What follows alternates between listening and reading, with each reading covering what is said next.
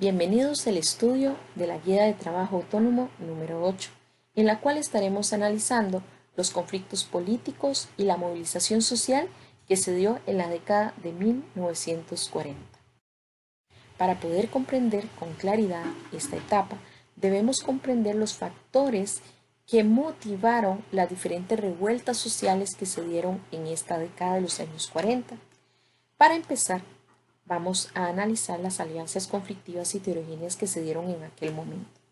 Como se ha expuesto en la guía anterior, al iniciar la década de 1940, el contexto internacional fue muy favorable para que el gobierno, con el apoyo de la Iglesia Católica y el Partido Comunista, lograran llevar a cabo las reformas sociales gracias a la alianza entre Estados Unidos y la Unión Soviética, para enfrentar militarmente a los totalitarismos europeos durante la Segunda Guerra Mundial. Sin embargo, a partir de 1942, el gobierno de Rafael Ángel Calderón Guardia empieza a perder apoyo y enfrentó la oposición política de los grupos más poderosos económicamente. Estos poco a poco se sintieron amenazados debido a los impuestos aprobados por el gobierno para financiar los gastos de las reformas sociales. Otro de los motivos por los cuales se empieza a dar polarizaciones va a ser la violencia que se va a gestar en el año de 1942. En las elecciones de 1944, el bloque de la Victoria logró obtener el triunfo electoral, eligiendo como presidente de la República a Teodoro Picado Michalski. Dentro de sus promesas de campaña se habían comprometido a consolidar y ampliar el bienestar para todas las clases sociales.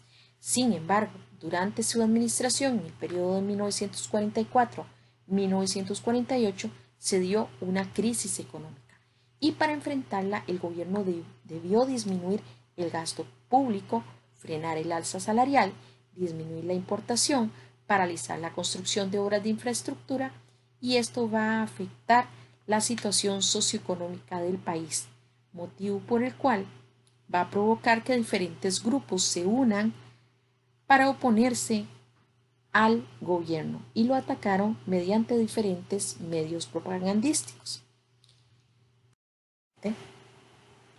La aprobación de la legislación social, que son las reformas sociales, amenazaron los privilegios e intereses económicos de las clases dominantes, porque veían entorpecido su principio liberal de dejar hacer, dejar pasar, el cual procuraba la no intervención del gobierno en los procesos económicos.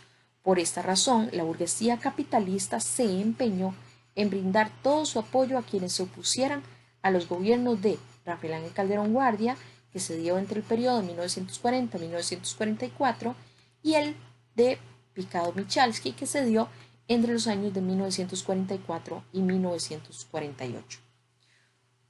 Aunado a esto, la corrupción de las autoridades públicas, debido al ataque que se dio contra el banco estadounidense Sao Paulo, propiedad de la United Fruit Company en junio de 1942, frente a la costa de Limón, el doctor Rafael Ángel Calderón Guardia y Manuel Morán Valverde emitieron eufóricos discursos condenando este hecho.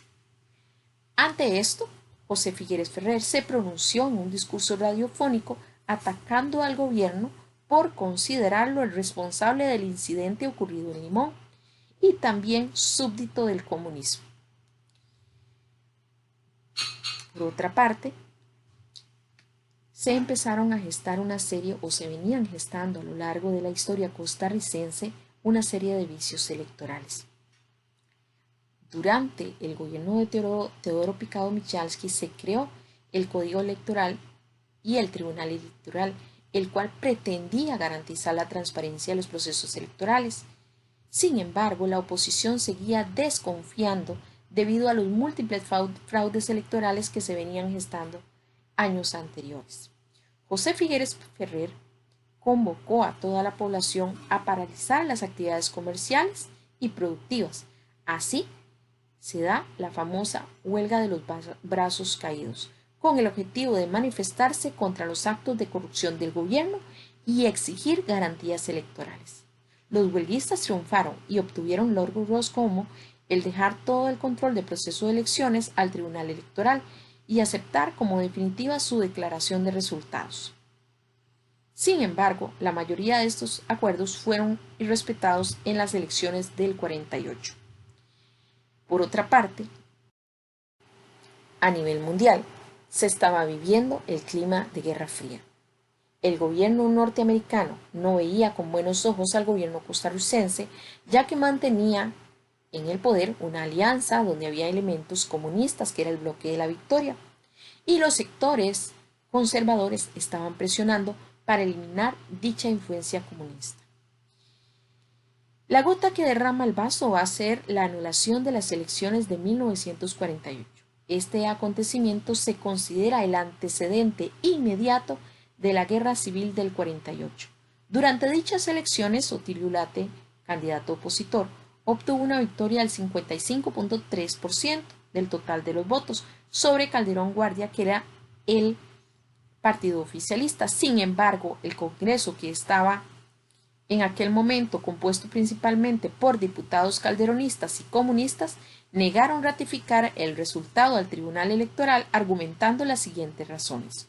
Por un lado, muchos partidos de Calderón alegaban que no habían podido votar porque el registro electoral en aquel momento no les había dado sus cédulas a tiempo. Por otro lado, había ocurrido un incendio en el Colegio Superior de Señoritas, en donde se había guardado la documentación electoral, quemándose casi el 70% de la documentación. Entonces, el 1 de mayo, el Congreso de la República anuló las elecciones, lo que fue el detonante para el levantamiento armado liderado por don José Figueres Ferrer. Al final, a pesar de varios intentos de los sectores por buscar una salida política pacífica ante esta situación, Figueres, al mando del Ejército de Liberación Nacional, se levantó en armas contra el gobierno el 12 de marzo de 1948 y logró el apoyo del presidente de Nicaragua, Román Reyes, quien envió a su ejército a Costa Rica. Al final, las consecuencias o logros de este conflicto son los siguientes. Aunque Otilio Ulate ganó las elecciones, José Figueres ganó la guerra. Ante esta situación, firmaron el pacto donde se estableció la Junta Fundadora de la Segunda República, que estaba al mando de Figueres y ejercería durante un periodo de 18 meses sin Congreso. Posteriormente, se estableció una convocatoria a la Asamblea Nacional Constituyente para formular una nueva constitución política.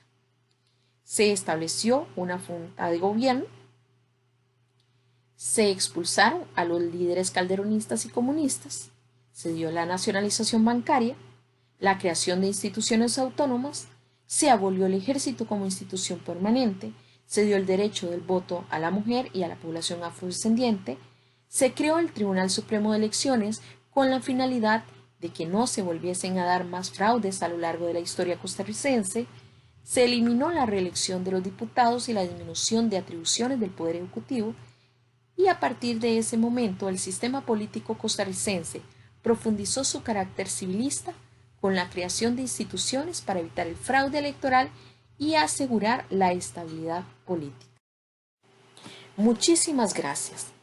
En este momento, después de estudiar y analizar este video, junto con la lectura que se les deja, se les invita a realizar la GTA número 8. Ante cualquier duda, consulten con su profesor.